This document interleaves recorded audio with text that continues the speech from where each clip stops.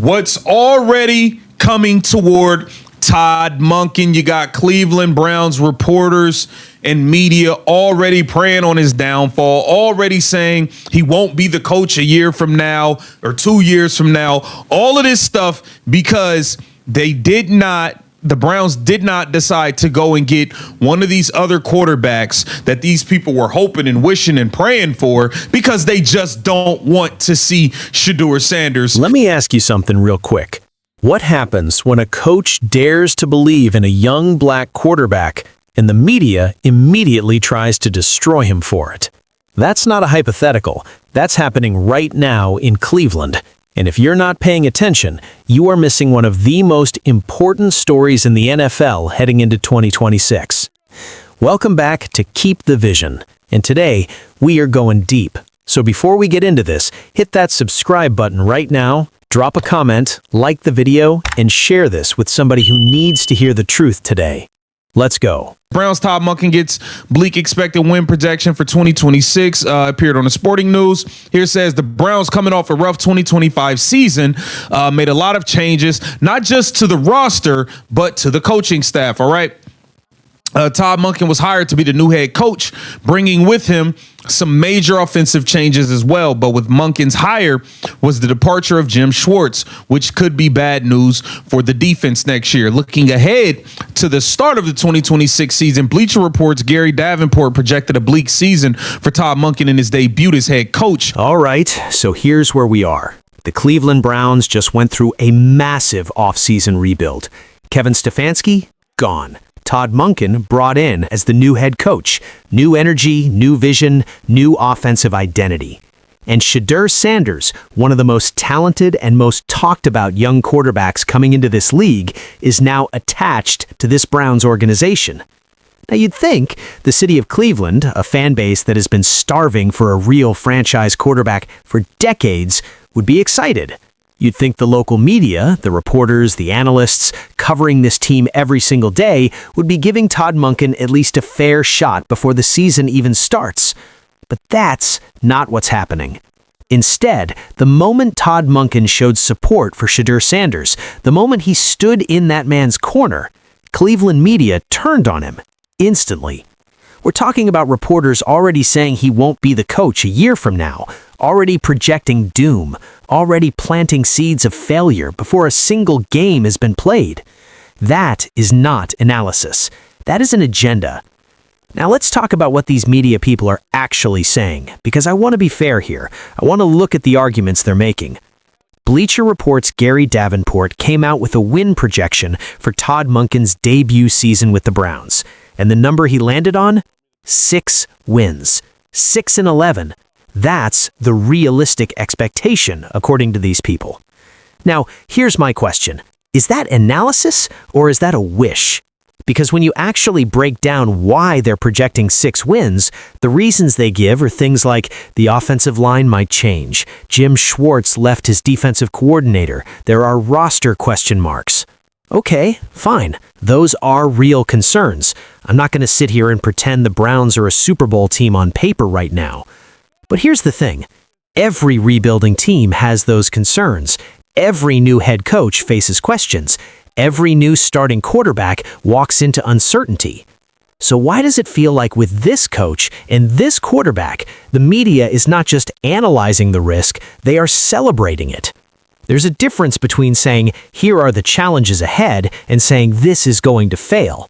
And the Cleveland media has already crossed that line before the season starts. Of them who've come out and had their say about Kevin Stefanski now that he's been fired. Okay, first off, agree 100%. I don't care how many times they gave it the play calling and then took it back. Yeah. I just don't. Doesn't matter to me at all. But I am interested in the same thing you're interested in because now it feels like for that couple-year stretch, like we were taking crazy pills trying to tell everyone what was going on with Stafanski, and no one wanted to believe anything. And so now, are the players rewriting history? Is that the suggestion here? The players are rewriting how this all went down? I mean, it is.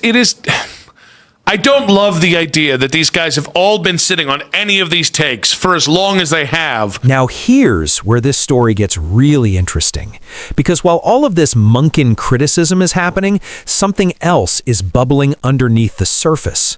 Jarvis Landry, a man who played for Kevin Stefanski, who was inside that building, has been coming out and speaking his truth about what really went on during those years. And what Landry is describing is a pattern. He's talking about how Stafanski would struggle as a play caller and then hand the play calling over to someone else.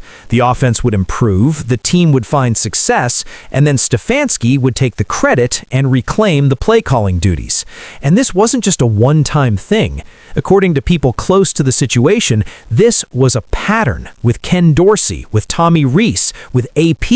It kept happening. Now, think about that for a second. Think about the Joe Flacco season, that magical run that got Cleveland fans so excited. How much of that credit that went to Stafanski should have actually been going to someone else?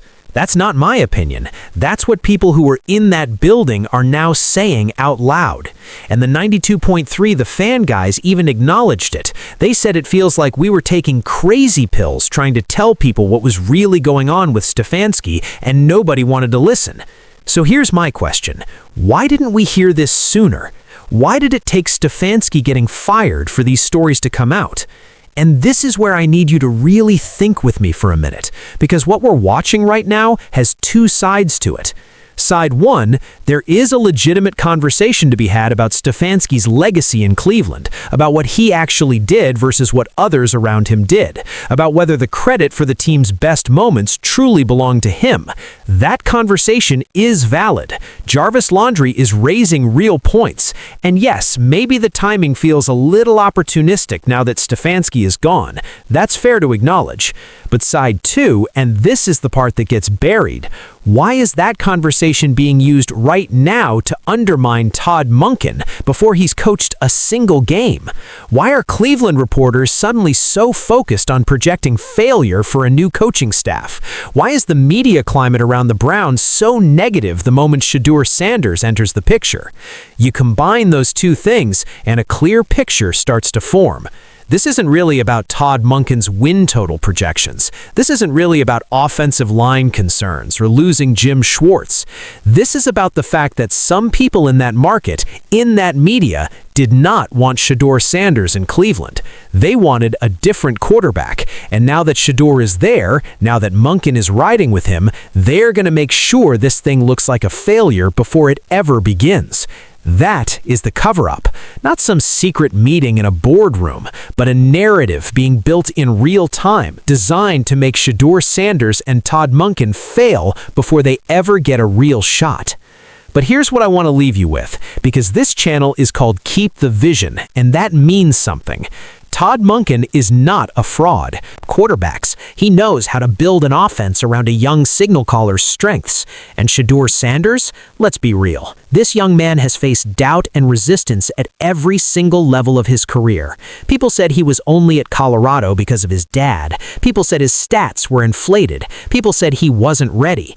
And every single time he responded with his play, with his preparation, and with his character. The Browns didn't just accidentally land on this combination. There was a vision here, and Monken believes in that vision. And that belief is exactly why the people who want this to fail are coming after him so hard. 6 wins? Maybe, maybe not. But I'll tell you this, you don't build a franchise by letting the media decide your fate before the season starts. You build it by having a real quarterback, a real coach, and a real commitment to the vision. Cleveland has that now, for the first time in a long time. So let me ask you again, is this about football analysis, or is this about something deeper? I think you already know the answer. Drop your thoughts in the comments below. Do you think the Cleveland media is being fair to Todd Monken and Shedeur Sanders, or do you see the same agenda I see? Let's talk about it. And if you're new here, hit that subscribe button right now. We keep it real on this channel. No fluff, no hate, no agenda. Just the vision. Always. Share this video with somebody who needs to see the truth today. Like the video, hit the bell notification, and I will see you in the next one. Keep the vision. Always.